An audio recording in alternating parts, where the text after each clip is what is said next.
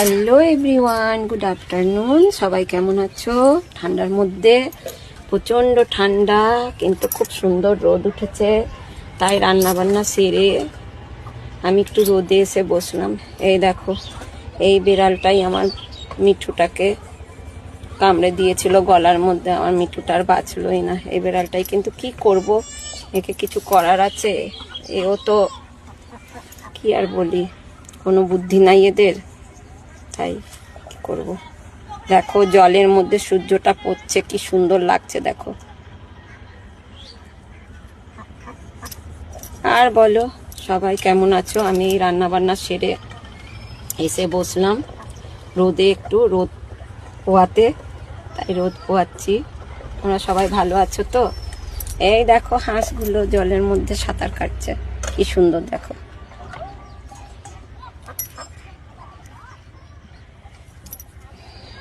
এই দেখো আমার ফুল ফুটেছে, দেখো ডালিয়াও ফুটবে কিছুদিন পরে। যখন ফুটবে তখন দেখাবো। জবা ফুল ফুটেছে, এই যে একটা তুলে মা আজকে বৃহস্পতিবার লক্ষ্মী পুজোয় দিয়েছি, আর একটা ফুটে রয়েছে।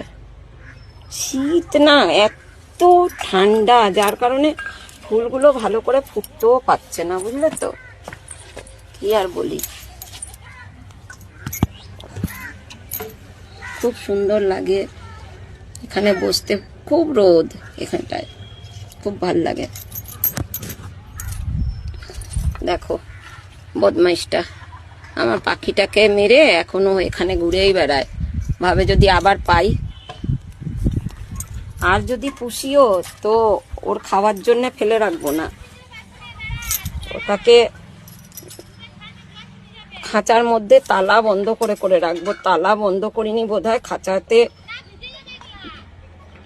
পা দিয়ে দিয়ে মনে হয় টেনে টেনে খুলে দিয়ে। মনে পড়ে এখনো, সব সময় মনে পড়লে খুব কষ্ট হয়। মিষ্টুটাকে খেয়ে নিল বলে, মানে মেরে দিল বলে আমি আর যত আমার পাখি ছিল, চুনিয়া মুনিয়া পাখিগুলো সবকে উড়িয়ে দিয়েছি। এ প্রাণে তো বাঁচবে, কিন্তু মিঠু তো আবার একটা পুষবো। কি করব, মিঠুকে ছাড়া আমার মন লাগছে না। বেশ, সবাই ভালো থেকো, টাটা বাই বাই। আবার সুস্থতা কামনা করে আমি ক্যামেরা অফ করছি, ঠিক আছে? ভালো থেকো, বাই।